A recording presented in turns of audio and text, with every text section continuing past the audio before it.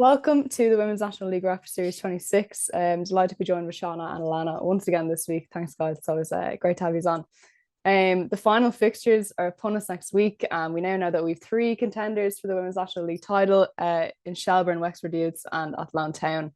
This week, however, Athlone Town, they got the important win over Galway, which keeps them in this title race. It was 1-0 at the end with Miriam Devaney getting the goal. Alan, I know you were at the game. What were your overall thoughts on that one? And it puts Athlone in a really good position because anything can happen in the coming week. Yeah, I mean, really what I thought of that one, Emma, was that it was very, very tight. Bar the goal, I mean, there was literally nothing in it, but I suppose Athlone won't mind that one bit when it has put them in this position. You could see what Galway were trying to do. They were trying to get Russell and Singleton through the defence, but as we all know, they kind of are used to holding up players like this at the minute, so that kind of worked out for them. And then I was worried for them as well when Niamh Coombs went off injured, but I was actually very impressed by Bonnie McKiernan. I'm told she's a young keeper to watch coming up the ranks, and she proved that at the weekend.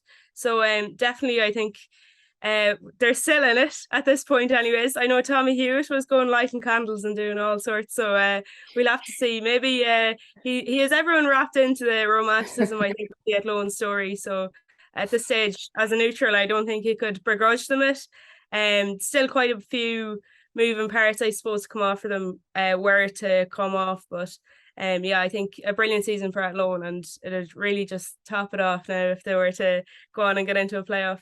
Yeah, it would be absolutely mad. It'd be like the perfect end of the season for them. But look, anything can happen, as we know. Moving on, Peamount and Wexford, they played out a 3-3 draw live on TG Cahir. For me, it was one of the games of the season, no doubt. The result obviously meaning that the Peas are out the title race. But they did put in a great performance in that game and in recent weeks, to their credit. And Shawnee, there were a good few players from both sides in that game that were impressive and kind of really influenced the play. Who stood out for you in that one? Yeah, great game for the neutral to watch. It was screaming at the telly here at home. But no, fantastic advertisement for women's football. It had everything. For me, I think the big games, you need the big players, and as always, Kylie Murphy and Ciara Roster, I thought both of them were absolutely phenomenal. I think Kylie obviously popped up with the goal when they needed it, but I think James O'Callaghan will be a bit frustrated, not just with that goal, but with the three in general, that his team conceded. But I think I said last week, you just can't give Kylie that space in the box, and unfortunately, from a female perspective, they did. Rossi, I just think throughout the game, she was just an ever-present engine. She just kept going. She seems to just have endless amount of gears. Her crossing and deliveries into the box were second to none.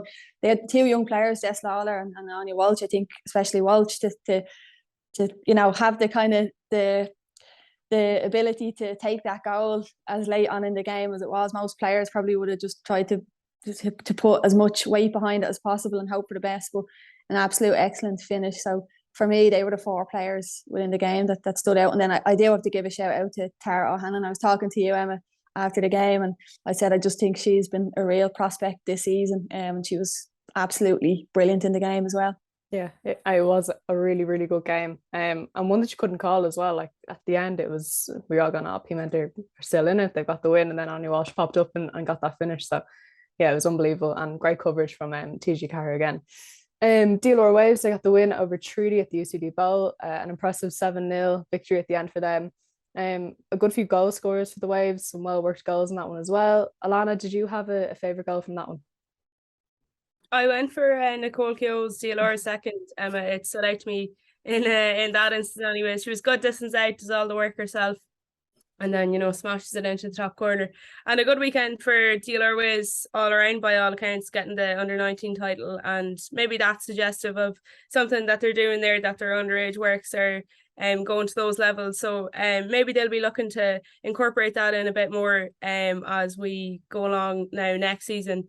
And I think if equally for other teams in the league, like the likes of Treaty and Donna Reardon, if they can look at the likes of Athlone and Cork, you can see how quickly things can change. They never give in, and fair play to them. So if they can build on that now for next year, who knows where it'll take them. Yeah. Shelburne, they got the all-important win over Sligo. It was 2-0 at the end. A good performance from Shells. Abby Larkin getting the 2 goals and player of the match also. Um, she's really made an impact for Shells as the season's kind of gone on for such a young player as well. Seana, what have you kind of made of her season and what do you hope to see from her going forward? I think as a Shells fan, it's probably been a bit frustrating that she has kind of, only been moved to that position now in terms of the central forward role, because I just think it really suits her. The past 2 games she's played there, she just looks like a different player. She's a lot more comfortable on the ball. She's involved a lot more, and even I think during the game when I was commentating, I was applauding her for her defensive duties where our teammates were losing the ball and she was, tracking back to put in tackles. So I think she's going to be a big part of next weekend. She seems to kind of have developed confidence, which she has, all the right in the world to have, because she's a fantastic player. And I think it's going to be likely probably her performance means she'll play in that role again. But her goals were fantastic, like especially the second one where she had the strike. It was good save by Manton. I think in the past, maybe 2 months ago or a month ago, she would have allowed Megan Smith-Lynch have that second strike, but it was nearly like she was kind of had the confidence to go, no, I got this. And it was just fantastic to see she was having more shots in the game, just more skillful, bringing other players into it. So she was a real joy to watch. I don't want to say too much about her because I get in trouble for talking about her too much, Emma. So but yeah, very talented young player that I think everybody in the country should be supporting, because she's going to have a big future, not just for her club, but also her country. Yeah, in a way, it's kind of a pity that we only really have 2 weeks left of the season to go, because I think she's in a really good bit of form at the moment, but a big 2 weeks anyway. So hopefully that will be a benefit for Shells.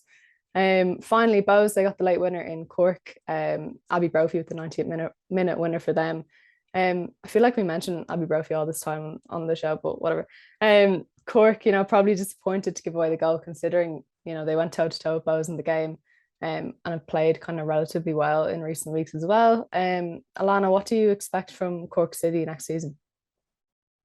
Yeah, big things, I think, Emma. As I was saying there, Danny Murphy has got them really organised, and more importantly, I think believing in themselves a bit. They've kind of went into these games prior to him coming in, maybe already thinking that they weren't going to be competitive. But I think with the setup he's got there, I think he's really got them kind of backing themselves. So I imagine they'll be competing up there next year with your Bows, your DLRs and your Galways. And like, who's to say they won't do net loan and go on from that again? On the Bows side of things there, yeah, I know exactly what you mean. We're nearly Abby Brophy's fan club here at the minute, but she's been a joy to watch all season, and I'm sure she and Bows will be looking to kick on again then next season. And like, if the WNL has taught us anything this year, it's really that it's all to play for. Anything could happen. Yeah, really.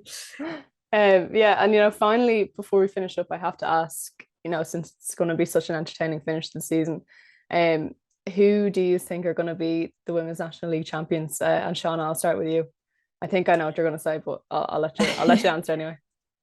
Yeah, I think I'm going to go for Wexford, because I think that they have the ability to pull out performances. We've seen it at the weekend. Like, they just never gave up. The game is also at their ground, so you don't want a team coming to your house and winning the league there. So I think for them, there's kind of that added bit of both pressure and incentive.